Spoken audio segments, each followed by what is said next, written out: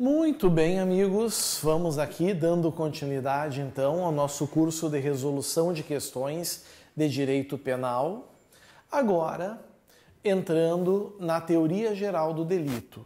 E aqui a gente vai trabalhar muitas questões sobre o tema, porém todas elas de extrema importância. Conhecendo o que nós vamos trabalhar aqui, eu tenho certeza que os senhores vão tirar qualquer questão de letra. Questão 18.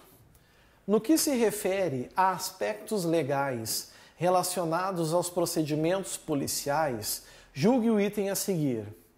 Age em legítima defesa o policial rodoviário federal que, aplicando técnicas de defesa policial, causa escoriações em um infrator que resiste à prisão.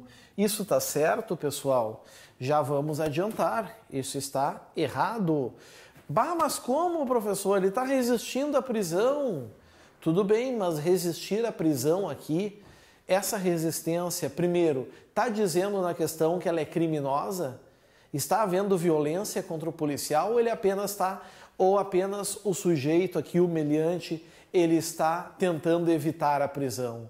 Nesse caso, segurar pelos braços, por exemplo, gera escoriações. É um fato típico de lesão corporal, mas ele é lícito não pela legítima defesa. E por que não é pela legítima defesa? Porque não há aqui a agressão atual ou iminente. O que nós temos aqui, amigos, é a excludente de licitude, estrito cumprimento de dever legal. É ordem, né? O policial rodoviário federal tem a obrigação por lei de praticar esse ato. Dessa maneira, amigos, não se trata de legítima defesa, e sim de estrito cumprimento de dever legal. Bom, ambos são excludentes de licitude, mas o CESP aqui queria saber qual excludente é. E agora vocês sabem então. Certinho?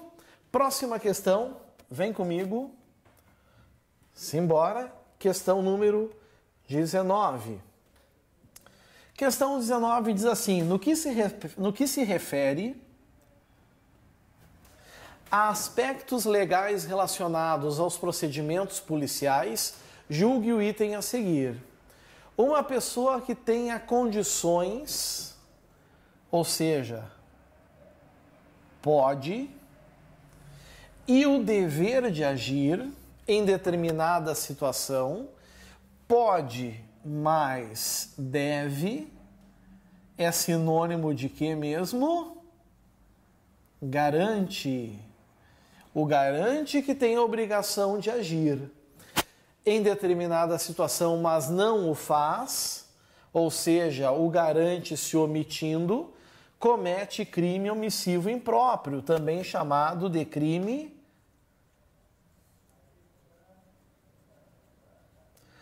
comissivo por omissão, passando a responder pelo resultado da omissão. Está certo? Sim, todo crime omissivo impróprio é material. Então a mãe, por exemplo, a mãe que pode amamentar o filho e deve, porque ela tem obrigação de cuidado, proteção e vigilância, e dolosamente não o faz, gerando a morte da criança, ela vai responder pelo homicídio e não por omissão de socorro. Logo, certa está a questão 19, questão inclusive muito bem elaborada que envolve a figura dos garantidores. Certinho? Dando sequência. Próxima questão, questão número 20. Vamos para a questão, vamos ver o que ela diz. No que se refere a aspectos legais relacionados aos procedimentos policiais, julgue o item a seguir. A negligência. Opa! Quando essa palavra aparece, começa a piscar aqui um sinal de alerta. Negligência a gente sempre vai associar com o que? Culpa, crimes culposos. A negligência como modalidade da conduta é caracterizada quando o agente do delito demonstra inaptidão técnica em profissão ou atividade? Não. Quando há inaptidão técnica de profissão, atividade que seria arte ou ofício, nós vamos ter a figura da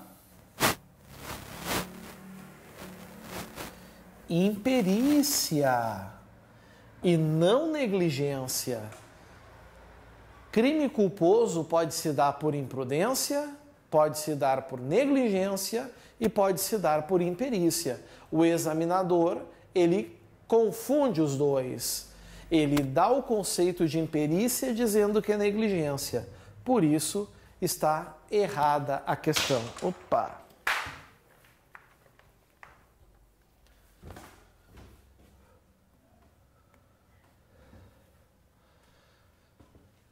Acabou a questão 20. Próxima questão, questão 21. Maravilhosa questão 21, que trata da transição lá do fato típico para a ilicitude. Muito a gente trabalhou isso em aula. Vem comigo. No que se refere a aspectos legais relacionados aos procedimentos policiais, julgue o item a seguir. O iter criminis é composto por fases. Lembramos as fases? Cogitação, preparação, execução, consumação. Aqui está, das aulas teóricas, lembramos as etapas do iter criminis. É composto por fases, entre as quais se inclui a fase de execução. Até aqui, perfeito, que consiste no ato de separar os meios necessários para a consecução do plano delituoso. Não, separar os meios necessários não é execução. É o que, meus amigos? Preparação. Por exemplo, separar a faca que vai servir no homicídio, separar o imóvel que vai ser o cativeiro da vítima. Isso não é executar o crime, isso é preparar o delito, que de regra geral não se pune. Por isso, errada está a questão. Esses atos não são executórios. Esses atos de separar os meios são atos preparatórios. Desculpem, certo? Resolvida também a questão 21. Próxima questão, questão número 22. Questão 22, ela tem um pouquinho também de processo penal, pois lá no Código de Processo Penal fala também no uso da força. Mas ela também tem um quê de teoria geral do delito, que é o que nos interessa. No que se refere ao uso diferenciado da força, julgue o item a seguir. A conduta de um policial rodoviário federal que, no exercício da função, atirar e causar lesão corporal em alguém, poderá não ser considerada crime. O examinador tomou um cuidado aqui de deixar claro, poderá não ser, porque tem que saber o caso concreto. Se ele comprovar alguma causa de exclusão de antijuridicidade. Está certo, senhores? Certíssimo. E como é que eu sei que está certo? Porque esse policial rodoviário, meus amigos, ele provavelmente, ao disparar e gerar lesão corporal em alguém, provavelmente ele vai ter agido em legítima defesa. Talvez ele esteja em perseguição a algum veículo e alguém comece a atirar contra ele. E aí, em virtude da agressão atual e iminente, ele também vai repelir essa injusta agressão. Isso pode atingir uma pessoa causando lesão e inclusive matando uma pessoa. Então vejam como o examinador teve o cuidado para que essa questão fosse certa. Poderá não ser considerada crime, porque também pode ser, né? Se ele se exceder, por exemplo, ele vai responder pelo excesso. Se ele comprovar alguma causa de exclusão de antijuridicidade, então certa a questão 22. Próxima questão. Questão 23, mais uma vez envolvendo a força. A respeito do uso diferenciado da força, julgue o item a seguir. Vamos julgar? Para que a conduta de um policial seja considerada em legítima defesa, ele deve, primeiro, usar moderadamente dos meios necessários. Isso é requisito lá do artigo 25 do Código Penal. Para repelir injusta agressão, está lá no 25 do Código Penal, que pode ser atual ou iminente. Se fosse só atual, a gente estaria falando do conceito de estado de necessidade. Mas aqui, então, como fala atual ou iminente, legítima defesa, por isso, certa alternativa. A questão 23 está correto. Não só ele, né, pessoal? Aliás, essa questão é boa, porque ela se encaixa perfeitamente de forma atual no parágrafo único do artigo 25, né? Aí está. Próxima questão. Questão número 24. Opa! Questão grande. Vamos ver se ela é complexa ou se essa questão só tem tamanho. Vitor, namorado de Ana, olhem que genial. Vitor, namorado de Ana, motivado por ciúmes, não só tem tamanho, resolveu matar o ex-namorado dela, Bruno. Adquiriu ilegalmente uma arma de fogo para executar o crime e a guardou dentro de um armário em seu quarto. Vitor, então, mandou uma mensagem para Bruno pelo celular de Ana, fingindo ser ela, e combinou de se encontrarem no dia seguinte. Bruno, pensando estar conversando com Ana, aceitou o convite. Durante a noite, Vitor desistiu de executar o crime. No dia seguinte, foi ao shopping e lá foi preso, pois Bruno havia descoberto o plano e avisado a polícia. Acerca dessa situação hipotética, julgue o seguinte item. A polícia agiu de forma correta ao prender Vitor, que responderá por tentativa de homicídio. Entenderam, pessoal? A fila andou para o Vitor. Ana já estava em outra. Aliás, desculpem, Vitor era o atual namorado de Ana, mas tinha ciúmes do ex, que era o Bruno. Então decidiu matar o Bruno. Adquiriu uma arma de fogo,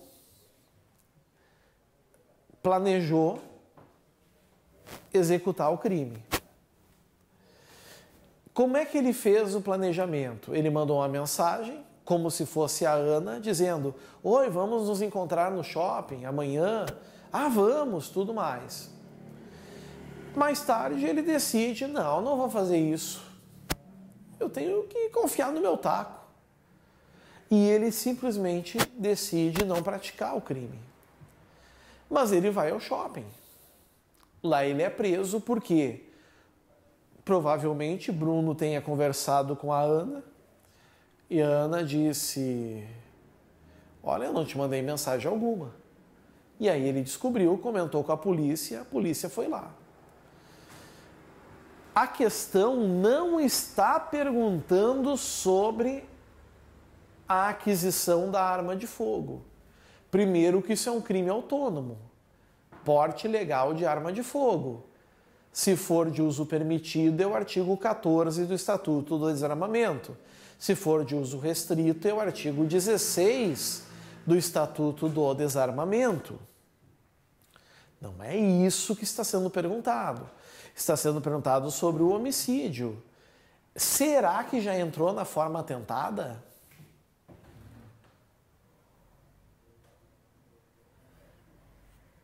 Não. Se ele estivesse com a arma no shopping, a polícia teria agido corretamente prendendo o Vitor, mas não por tentativa de homicídio, e sim por porte ilegal de arma de fogo. Para ser tentativa de homicídio, lembrem do iter criminis. Ele deveria, aqui, o Vitor, ter ingressado na execução do homicídio.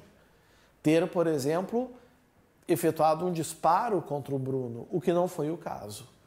Certo? Então aqui, por ter ficado única e exclusivamente nos atos preparatórios, que é a aquisição da arma de fogo, para a tentativa de homicídio não há punição alguma. Respondido? Questão 24, então, errado. Questão número 25. Questão 25. Outra questão grande, vamos ver se é só tamanho. Cleiton, policial rodoviário federal e professor de curso de direção defensiva e ofensiva, viajava de carro com sua namorada Gisele. Durante a viagem, Gisele reclamou da alta velocidade empreendida pelo namorado e o alertou da possibilidade de causar um acidente, tendo em vista o tempo chuvoso. Cleiton, por sua vez, respondeu que nada aconteceria. É importante marcar isso, porque ele era um profissional competente, de excelência, que ensinava outros policiais rodoviários federais a pilotarem viaturas. Entretanto, durante uma curva, o veículo derrapou na pista, molhada, o carro ficou desgovernado, capotou e Gisele faleceu instantaneamente. Cleiton sofreu pequenas escoriações. A perícia feita no local constatou excesso de velocidade. Lembrando que excesso de velocidade é o quê?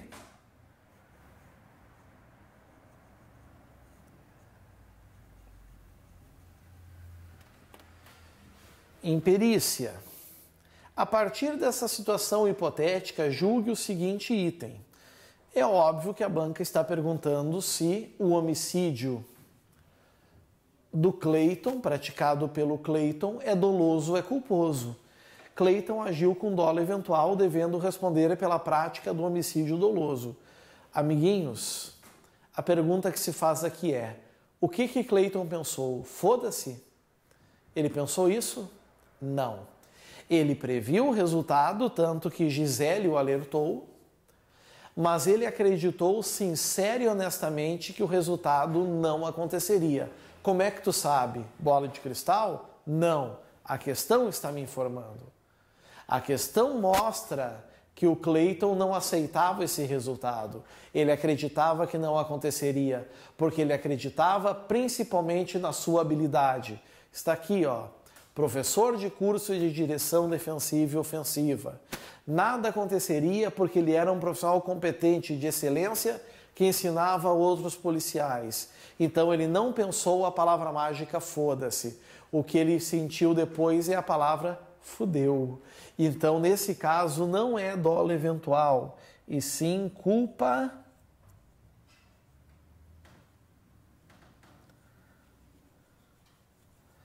consciente. Dessa forma, o seu homicídio não é doloso, o seu homicídio é culposo.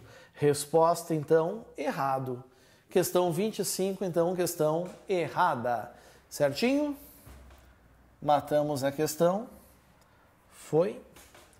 Próxima questão, questão 26. Também uma questão bem grande. Vamos falar dela agora. Questão 26. Mateus, olha a idade do Mateus, de 14 anos de idade, filho de Leonardo, policial rodoviário federal, sofria bullying na escola.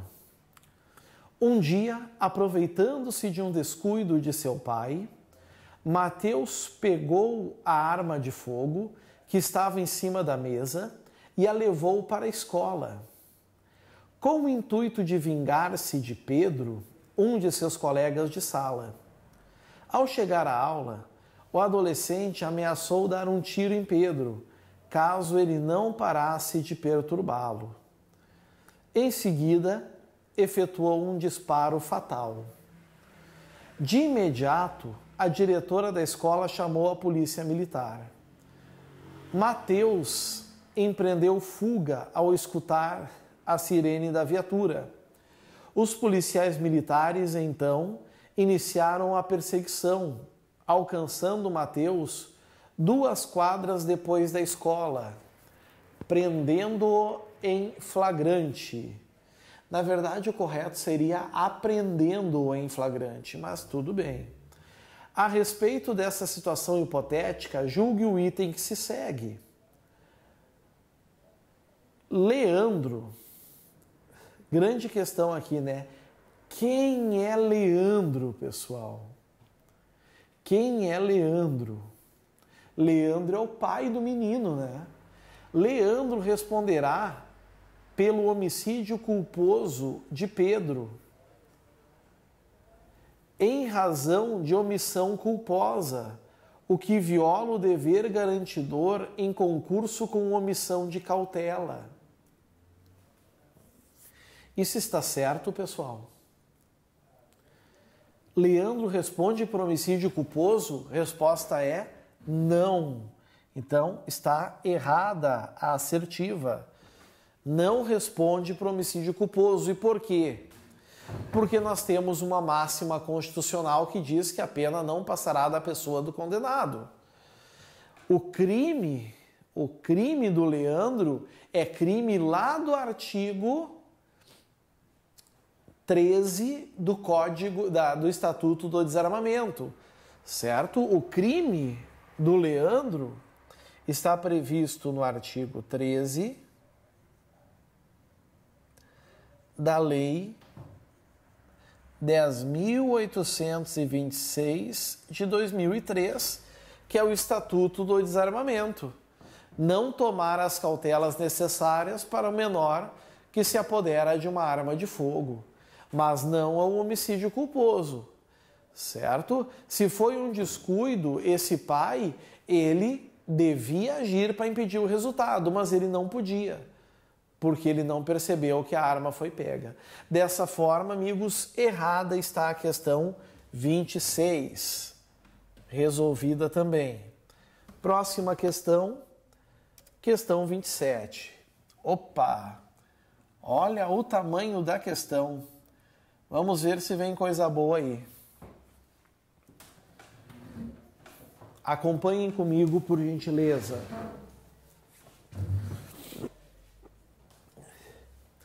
Durante a operação em rodovia federal, uma equipe da Polícia Rodoviária Federal abordou Pamela e solicitou a apresentação de sua carteira nacional de habilitação e do certificado de registro e licenciamento de veículo. Pamela entregou os documentos, mas estava muito nervosa, o que gerou desconfiança no policial, que ao consultar o sistema verificou que o veículo era clonado.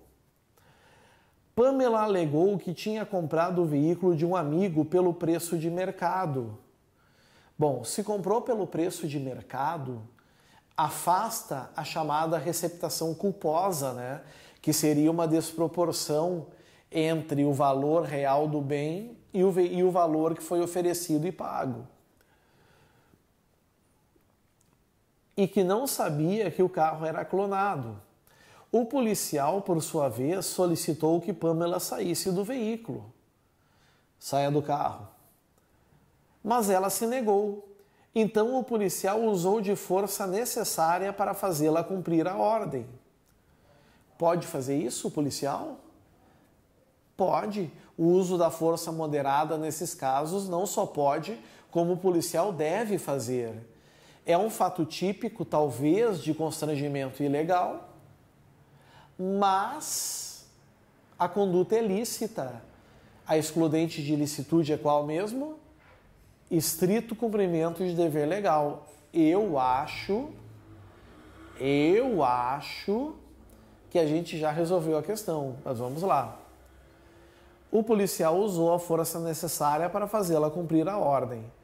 Em razão da conduta de Pamela, o policial realizou uma busca pessoal nela, fazendo comentários sobre o corpo dela. Opa!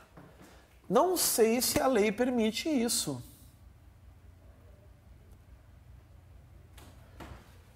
O policial realizou a busca pessoal. Não sei até que ponto o policial poderia fazer isso, mas até aí tudo bem. Mas aqui está o grande problema, né? Fazendo comentários sobre o corpo dela. Após a revista pessoal, ele fez uma vistoria no veículo e revistou a mochila dela. Pamela ficou constrangida com a atitude do policial. Em seguida, ela foi presa em flagrante. A respeito dessa situação hipotética, julgue o item subsequente. O policial rodoviário agiu sem excesso? Errado. Ele agiu com excesso ao utilizar força para retirar Pamela, pois ele está amparado pela excludente de ilicitude e estrito cumprimento de dever legal. Errado, pessoal. Errado. Muitos vão argumentar assim, professor, peraí, o uso da força foi sem excesso. Não, o uso da força engloba todos os meios para praticar o ato contra a vontade do agente. Os comentários depreciativos também? Não. Então aqui, pessoal, cuidem, certo? Está errado. Eu não consigo marcar aqui, então eu vou botar aqui errado. Certo? Aqui está o erro da questão.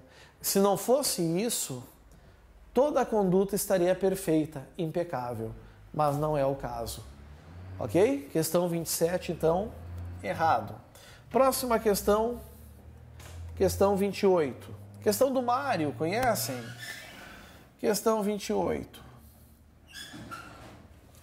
Mário, após ingerir bebida alcoólica em uma festa, agrediu um casal de namorados, o que resultou na morte do rapaz. Devido à gravidade das lesões, a moça sofreu lesões leves. A partir dessa situação hipotética, julgue o item a seguir. Porque estava embriagado, Mário deve ser considerado inimputável. Errado. Errado. Por quê, pessoal? Mário, após ingerir bebida alcoólica em uma festa, isso significa que a embriaguez é voluntária.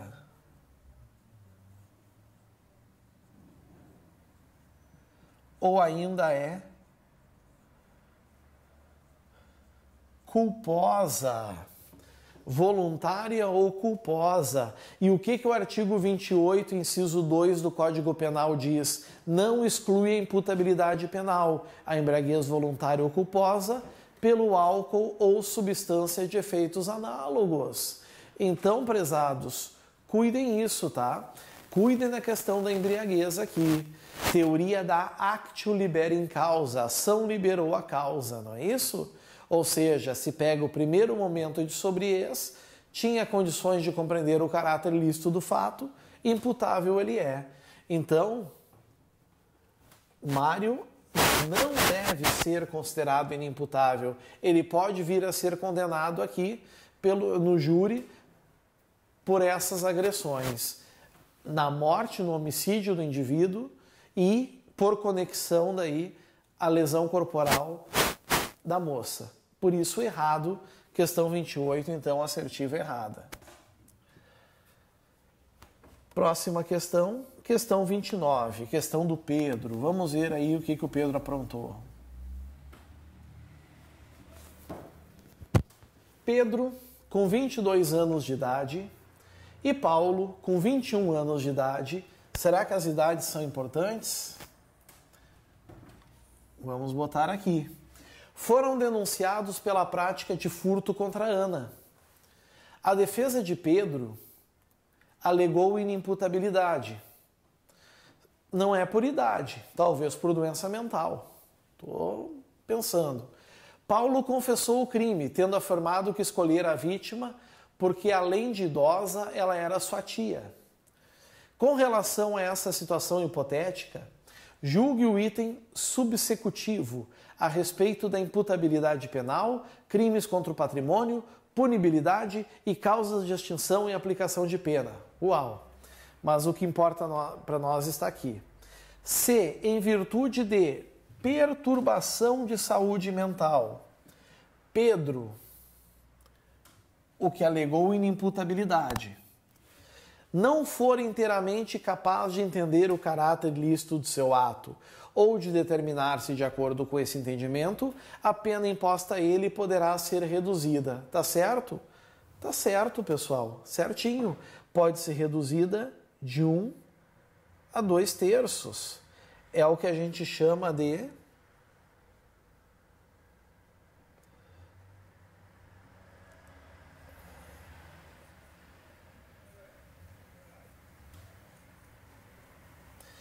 semi-imputabilidade.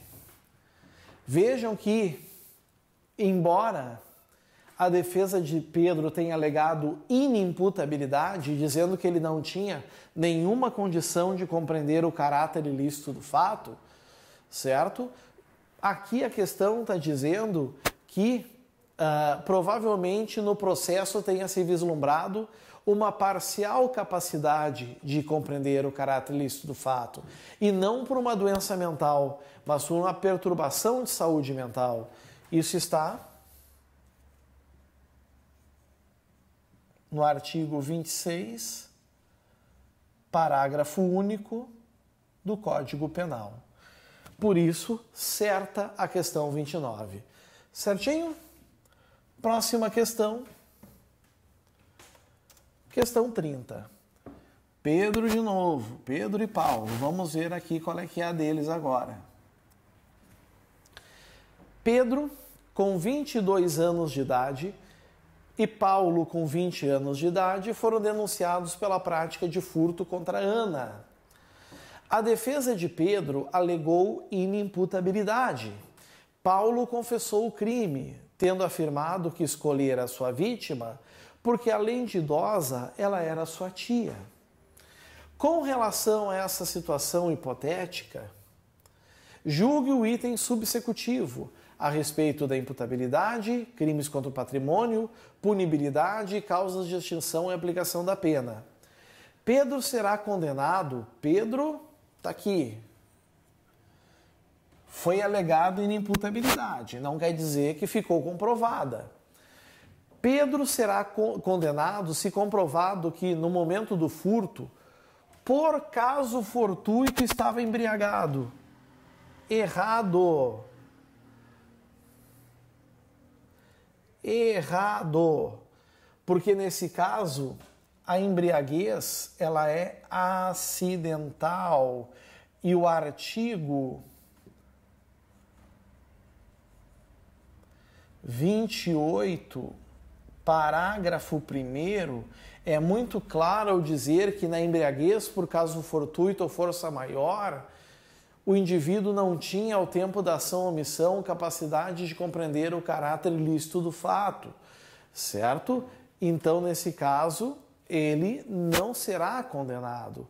É uma embriaguez acidental, certo? Por isso, questão 30, errado. Temos que dar sequência, adentrando agora na questão número 31. Todavia, meus amigos, para falar da 31, vamos primeiro dar uma relaxada, tomar um cafezinho. Daqui uns minutinhos estamos de volta para continuar as questões sobre a teoria geral do delito. Aguardo vocês, valeu, tchau, tchau.